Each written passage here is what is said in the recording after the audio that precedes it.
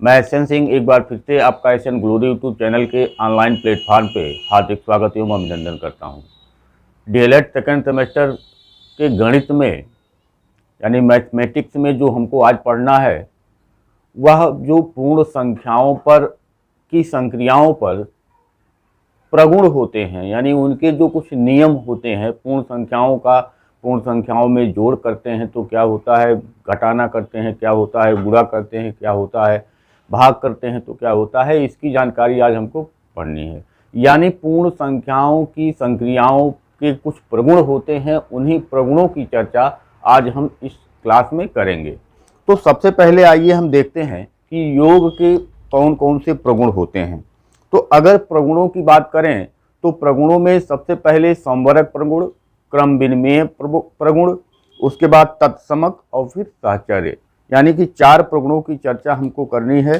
तो सबसे पहले जो हम चर्चा कर रहे हैं वह योग पर, यानी कि योग का हम चर्चा करेंगे संवरक प्रगुण,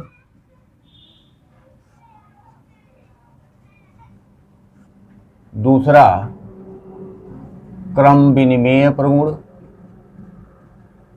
क्रम विनिमेय प्रगुण, तीसरा तत्समक प्रगुण और चौथा साहचर्य प्रगुण। ये 4 प्रगुण योग का संवरक प्रगुण, योग का क्रम विनिमेय प्रगुण, योग का तत्समक प्रगुण, योग का साहचर्य प्रगुण, 4 प्रगुणों की चर्चा हमको करनी है। गुण का मतलब, प्रगुण का मतलब नियम, गुण का मतलब उसके गुण जो होते हैं, प्रगुण वही उसके गुण होते हैं, यानी उसके नियम जो बनते हैं।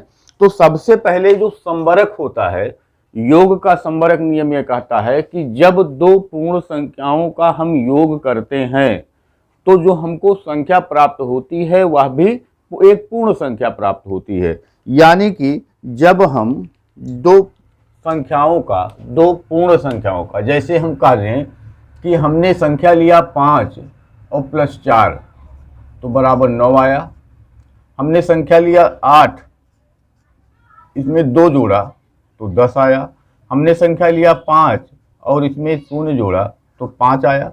यानी कि यह भी जो है ये पूर्ण संख्या है और जो इसमें हमने जोड़ा वो भी पूर्ण संख्या है और इसका जो उत्तर आता है वो भी एक पूर्ण संख्या में ही आता है।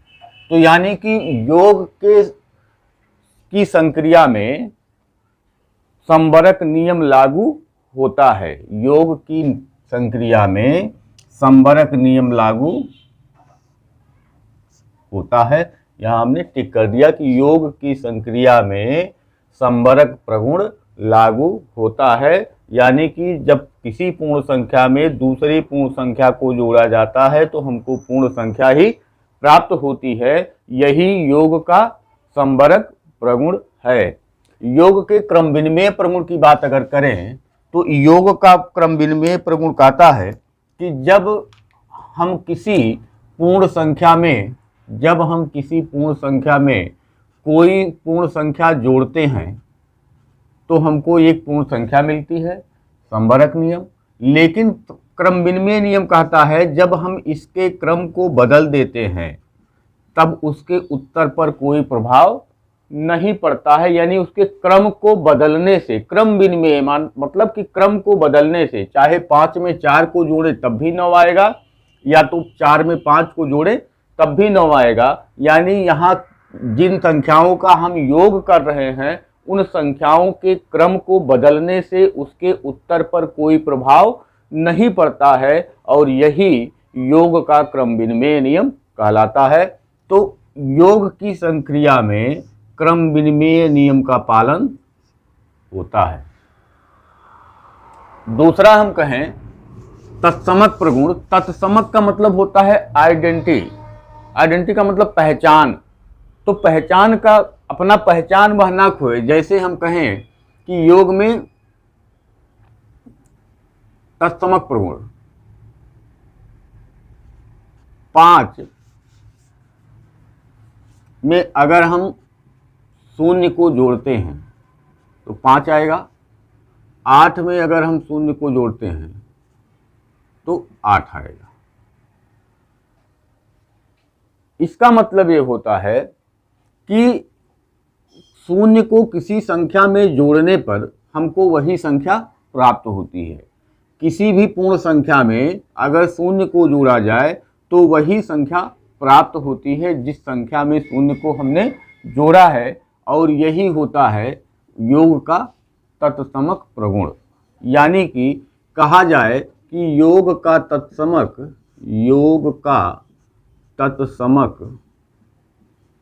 अवयव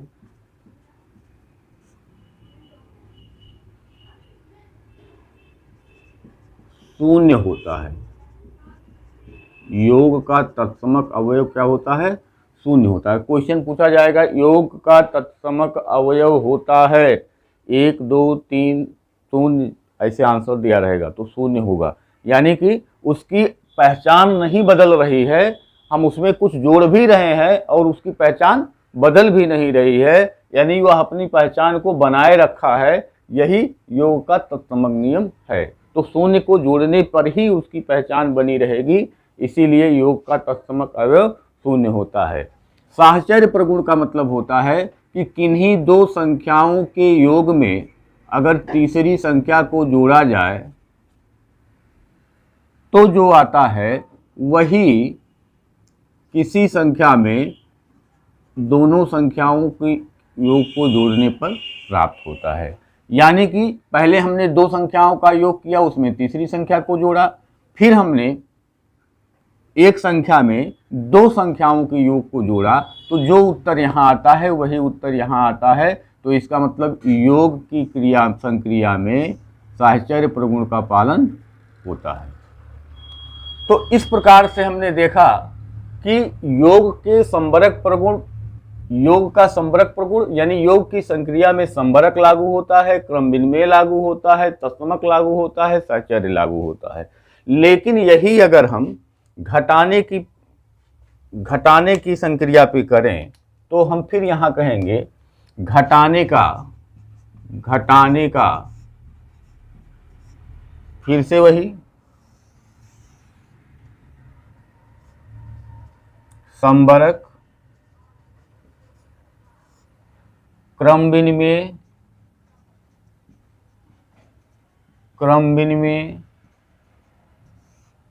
उसके बाद तत्समक, उसके बाद साहचर्य। अब जब हम इस घटाने की संक्रिया पे संबरक प्रगुण को देखेंगे तो हमने मान लिया कि लिखा एक संख्या लिया 6 और 6 में से हमने 5 को घटाया तो आया कितना? 1 आया।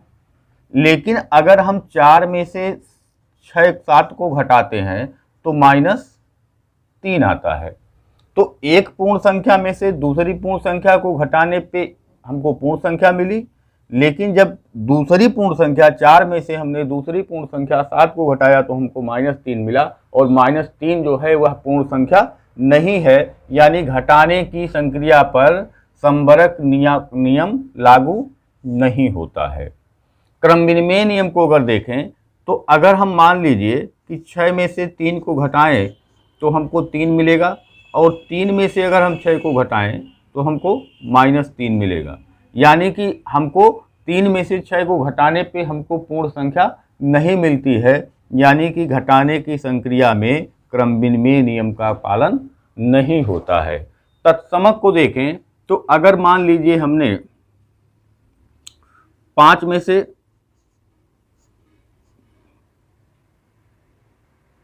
शून्य को घटाया, अगर मान लीजिए हमने 5 में से शून्य को घटाया तो -5 में से शून्य को घटाया तो 5 आता है, और शून्य में से अगर हमने 5 को घटा दिया तो ये -5 आता है।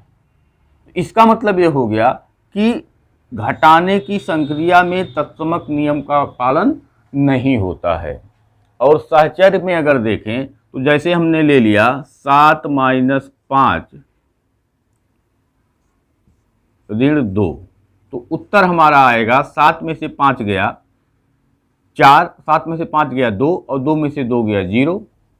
लेकिन अगर हम यही कर दें कि 7 माइनस 5 माइनस 2, तो 5 में से 2 गया 3 और 7 में से 3 गया तो हमारा उत्तर आ गया 4। यानी कि दोनों जगह उत्तर समान नहीं आ रहा है, तो इसका मतलब ये हो गया कि घटाने की संक्रिया पर साहचर्य नियम का पालन नहीं होता है।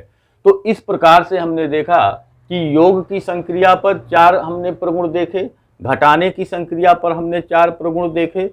अब हम देखते हैं कि अगर गुणा हो,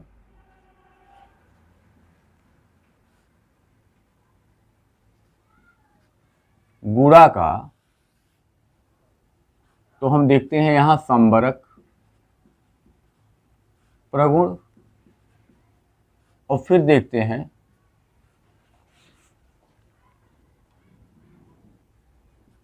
क्रम विनिमय, फिर तत्समक और फिर साहचर्य। अब गुणा का जो संबरक प्रगुण है, कोई भी हमने संख्या ले लिया 5 गुणे 3 तो आएगा 15। हमने संख्या लिया 2 गुणे 8 16। यानी जब दो पूर्ण संख्याओं का हम गुणा करते हैं तो हमको जो गुणनफल मिलता है वह भी एक पूर्ण संख्या प्राप्त होती है। यानी कि गुणा की संक्रिया पर संबरक प्रगुण लागू होता है। क्रम विनिमय की अगर बात करें तो हम चाहे 3 में 5 का गुणा करें तब भी 15 आएगा, और 5 में 3 का गुणा करें तब भी 15 आएगा। यानी गुणन की क्रिया में क्रम विनिमय नियम का पालन होता है। गुणन की क्रिया में क्रम विनिमय यानी संख्याओं के क्रम को बदलने से उसके उत्तर पर कोई प्रभाव नहीं पड़ता है, और यही कहा जाता है कि गुणा की संक्रिया पर क्रम विनिमय नियम का, क्रम विनिमय प्रगुण का पालन होता है। तत्समक की बात करें तो अगर हम किसी भी संख्या में 5 गुणे 1 बराबर 5, 6 गुणे 1 बराबर 6, 12 गुणे 1 बराबर 12, यानी कि क्या आ रहा है, एक जो है किसी भी पूर्ण संख्या में एक पूर्ण संख्या यानी 1 से गुणा करने पर उसके आइडेंटिटी पर कोई प्रभाव नहीं पड़ता है। जिस संख्या में हम गुणा करते हैं वही संख्या बनी रहती है। यानी हम कह सकते हैं कि गुणन का तत्समक अवयव एक होता है। गुणन का तत्समक अवयव एक होता है, या हमको याद रखना है कि गुणन का तत्समक अवयव एक होता है। उसके बाद साहचर्य प्रगुण की बात करें तो साहचर्य में हम कुछ भी अगर देखें कि जैसे 2 गुणे 5 को एक साथ लिए और गुणे 3 कर दिए तो 2 पचे 10, यहाँ 30 आ गया। और अगर हम 2 में गुणा करें 5 गुणे 3 का तो 5 यहाँ 15 और दूनी 30 आ गया। यानी कि गुणन की क्रिया में साहचर्य नियम का पालन होता है। इसके अलावा अगर हम भाग में देखें, भाग में अगर हम जाएं, यहीं एक चीज और देख लेते हैं कि गुणन पर गुणन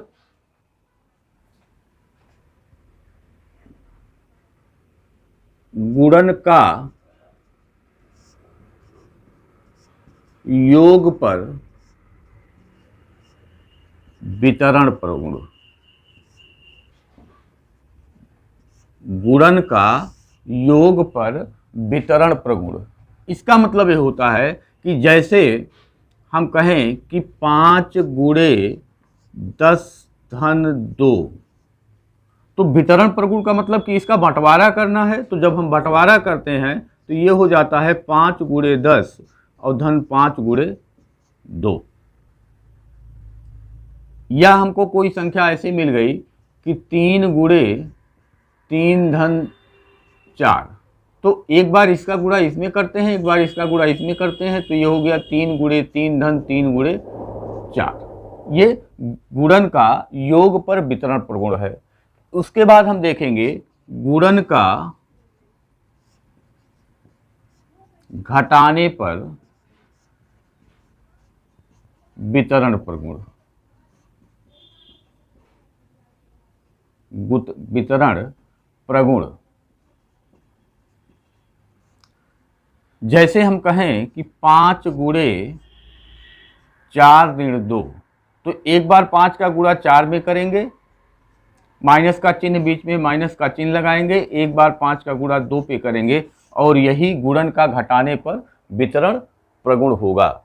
तो इस प्रकार से हमने देखा कि योग पे विभिन्न प्रगुण, घटाने पर विभिन्न प्रगुण और गुणन पे विभिन्न प्रगुणों को। अब इसके आगे हम चर्चा करेंगे कि भाग पे जो प्रगुण होंगे वो कौन कौन से होंगे और किस प्रकार से लागू होते हैं। भाग की संक्रिया पर संबरक प्रगुण, क्रम विनिमेय प्रगुण, तत्समक प्रगुण और सहचर प्रगुण की हम चर्चा आगे कर रहे हैं। तो अगर संबरक प्रगुण की बात करें तो जैसे हमने 6 में 3 का भाग दिया तो आया 3 दूनी 6, लेकिन अगर हमने 4 में 8 का भाग दिया तो आ गया 1/2। यानी भाग की संक्रिया पर संबरक प्रगुण जो होता है वो लागू नहीं होता है। क्रम विनिमय का अगर बात करें तो हमने कहा कि 8 भागा 4 तो आ गया 2, लेकिन हमने कहा कि 4 भागा 8 तो आ गया 1/2। यानी कि भाग की संक्रिया पर क्रम विनिमय प्रगुण लागू नहीं होता है। तत्समक प्रगुण की बात करें तो किसी भी संख्या में अगर हम 1 से भाग देते हैं तो हमको वही संख्या प्राप्त हो जाती है। यानी हम कह सकते हैं कि भाग की संक्रिया का तत्समक अवयव 1 होता है। भाग की संक्रिया का तत्समक अवयव 1 होता है। साहचर्य प्रगुण की अगर बात करें तो साहचर्य प्रगुण कहेगा कि 4 में हमने भाग दिया, 8 में हमने भाग दिया 2 का, और फिर हम 2 का भाग दें, और 8 में भाग दिया जाए 2 भागा 2 का, तो यहाँ 8 में 2 का भाग देंगे तो 4 आएगा, और 4 में जब 2 से भाग देंगे तो उत्तर हमारा 2 आएगा। लेकिन यहाँ जब 2 में 2 से भाग देंगे तो 1 आएगा, और 1 से जब 8 में भाग देंगे तो उत्तर हमारा 8 आएगा। यानी कि यहाँ पर भी ये लागू नहीं होता है। भाग की संक्रिया पर साहचर्य प्रगुण लागू नहीं होता है। ये आ गया। इसके बाद अगर चर्चा किया जाए तो हम देखेंगे कि निरसन प्रगुण, एक प्रगुण और चर्चा कर रहे हैं, निरसन प्रगुण।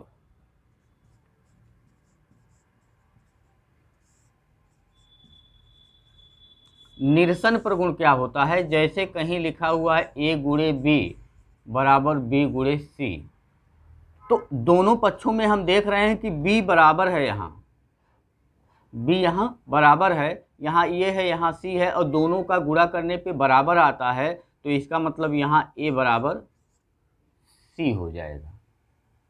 या हमने कहा कि a धन b बराबर b धन c, तो यहाँ b और b बराबर है, b और b दोनों पक्ष में है, और दोनों पक्ष अगर बराबर है तो यहाँ a बराबर c हो जाएगा, और यही जो है वह निरसन प्रगुण होता है। इसके अलावा हमको चर्चा करना है कि योगात्मक प्रतिलोम, योगात्मक